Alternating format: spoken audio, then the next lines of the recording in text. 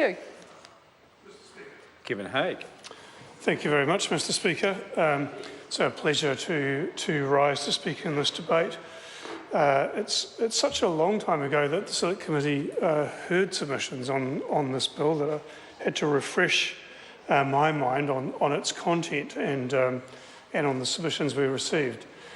The way I like to begin second reading speeches is to thank the officials who assisted the Select Committee and thank the submitters on the bill.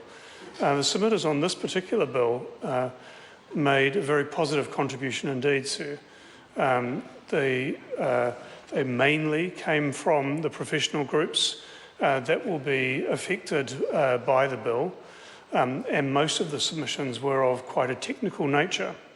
It's fair to say, I think, that as reported back from the Select Committee, most of the professional groups that did submit on the bill will be pleased to see the changes being made.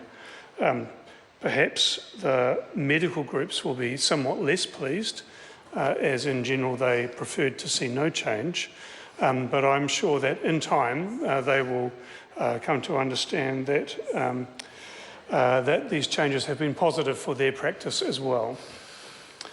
Mr Speaker, the health budget is inevitably constrained.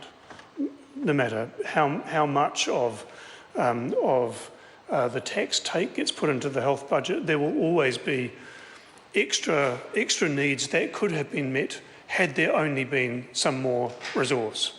And so there is a deep imperative on the government and on this House to ensure that the resources that we have available to the health sector are used as efficiently as they can be.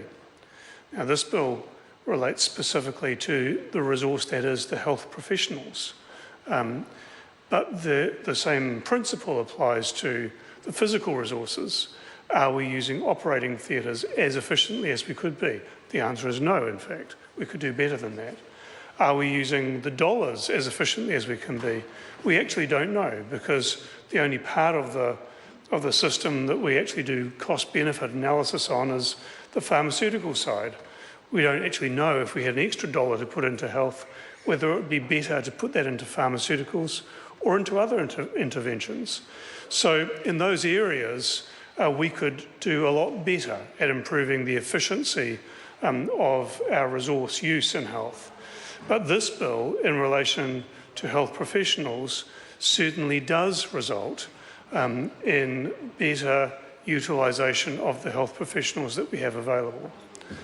So the legislation before us and the professional rules that apply to health professionals place limits on the scope of practice of health professions, and that is appropriately so, Mr Speaker.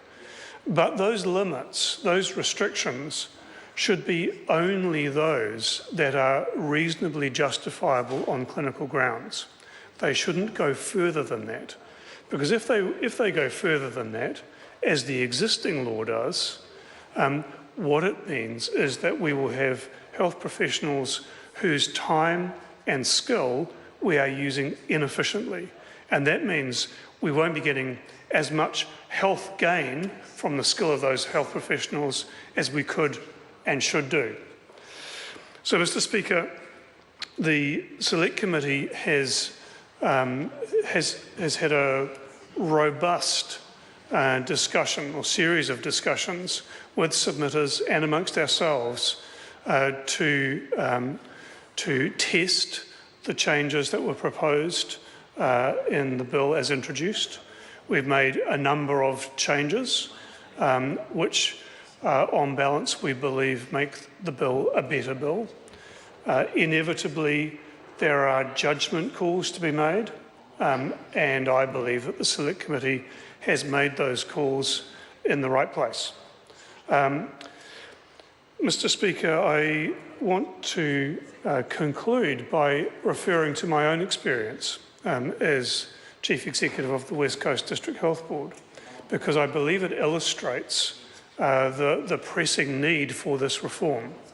And I note that that nursing organisations, for example, have been clamouring for urgent reform of precisely these rules in legislation, because we have nurses in particular unable to practice to the full extent of their skill and knowledge because of arbitrary and inappropriate rules in our legislation. So I'm sure they will welcome this bill being taken to the next step.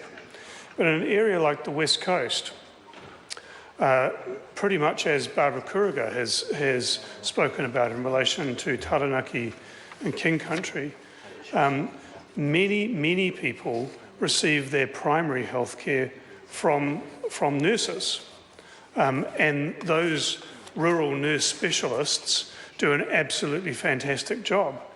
But I well remember one of my visits to a rural nursing clinic to follow up on what actually happens on the day that the doctor comes to visit, because the nursing service is supported by a general practitioner who visits.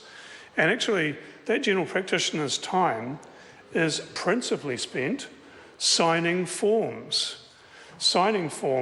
to essentially certify correct the practice that the nurses had already put into place. So all of the expertise and skill in providing healthcare for patients had been delivered by nurses, and the doctor, who presumably and certainly does have expertise and skill in areas that the nurse doesn't have, is unable to apply that expertise and skill because all of the doctor's time had to be spent in needless form filling required by our current law.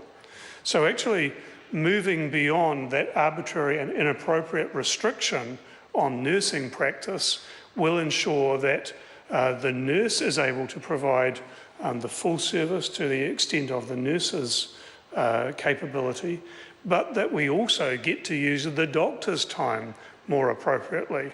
So better health gain all around, sir, which surely ought to be the driving principle behind all of our work in relation to health. So, Mr. Speaker, I commend the bill to the House. Barbara Stewart.